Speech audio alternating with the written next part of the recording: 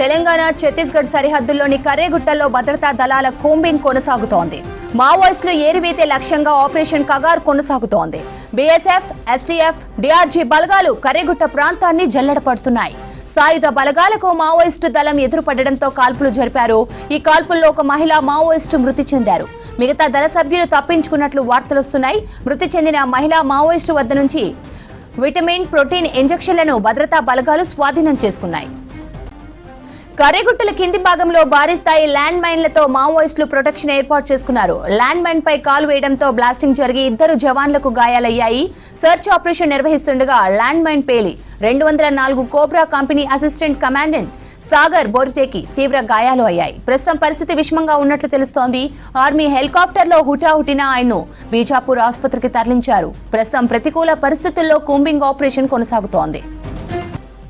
మరింత సమాచారం కృష్ణమోహన్ అందిస్తారు. కృష్ణమోహన్, కర్రెగుట్ట కూంబింగ్ పై అప్డేట్స్ ఏంటి? 15వ రోజు ఈ ఆపరేషన్ కొనసాగుతుంది. ఆపరేషన్ కగార్లో భాగంగా కర్రెగుట్ట బచావో ఆపరేషన్ కేంద్ర బలగాలు, అదేవిధంగా ఛత్తీస్గఢ్కు సంబంధించినటువంటి బలగాలు ఈ ఆపరేషన్ కొనసాగిస్తున్నాయి. అయితే ఈ 15 రోజుల్లో జరిగినటువంటి సెర్చింగ్ ఆపరేషన్లలో మావోయిస్టులకు సంబంధించినటువంటి బంకర్లు కావచ్చు, అదేవిధంగా వాళ్ళు షెల్టర్ పొందినటువంటి బంకర్లకు సంబంధించినటువంటి వాటి అన్నింటినీ కూడా కనుగొనటం, 2 కొండలను స్వాధీనం చేసుకోవడం, అక్కడ పోలీస్ బేస్ క్యాంపును ఏర్పాటు చేయడం, తర్వాత ఎదురుకాల్పులకు సంబంధించి కూడా కంటిన్యూ అవుతున్నాయని చెప్పచ్చు. బస్తర్కు సమీపంలో ఉన్నటువంటి దగ్గర ఈరోజు ఒక ఎన్కౌంటర్ కూడా జరిగింది. ఆ ఎన్కౌంటర్లో ఒక మహిళా నక్సల్ చనిపోయారు. ప్లాటూన్ దళం 1 అంటే హిడ్మాకు సంబంధించినటువంటి దళాలలో అత్యంత కీలకమైనటువంటి దళంగా చెప్తారు. అందులో ఉన్నటువంటి ఒక మహిళా మావోయిస్టుకు సంబంధించినటువంటి డెడ్ బాడీని స్వాధీనం చేసుకున్నారు. అయితే ఈ ఆపరేషన్ మొదలైన తర్వాత 3వ రోజు ఎన్కౌంటర్ జరిగింది. అప్పుడు 3 నక్సల్స్ చనిపోయారు. వాళ్ళు కూడా ఇదే ప్లాటూన్ 1 దళానికి సంబంధించిన వాళ్ళు, హిడ్మాకు దళానికి సంబంధించినటువంటి దాంట్లో కీలకమైనటువంటి దళం. అందులో ఉన్నటువంటి వాళ్ళు 3 నక్సల్స్ చనిపోయారు. మళ్ళీ 12 రోజుల తర్వాత ఇవాళ మరొక డెడ్ బాడీ, మావోయిస్టులకు సంబంధించినటువంటి డెడ్ బాడీని స్వాధీనం చేసుకున్నారు. కొద్దిసేపటి క్రితమే కేంద్ర బలగాలకు సంబంధించినటువంటి బీజాపూర్ నుంచి ఒక ప్రెస్ నోట్ కూడా రిలీజ్ చేశారు. యూనిఫామ్లో ఉన్నటువంటి మహిళా నక్సల్ను స్వాధీనం చేసుకున్నాం.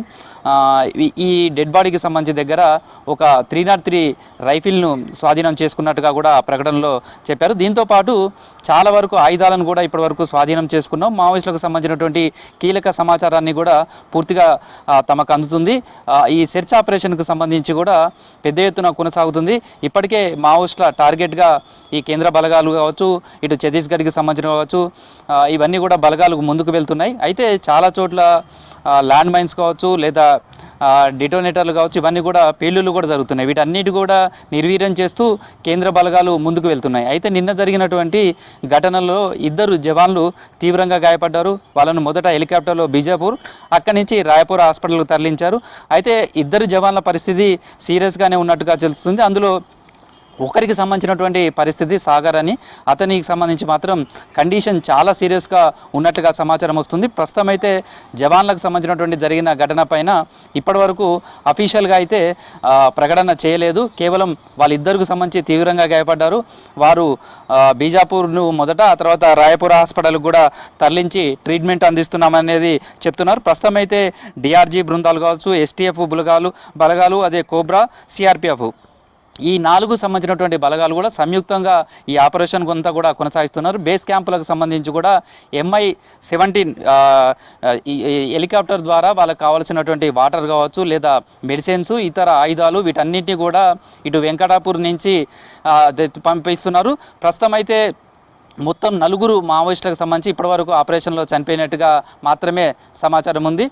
ఇంకా ఈ ఆపరేషన్ అయితే కొనసాగుతుందని చెప్తున్నారు శ్రవంతి.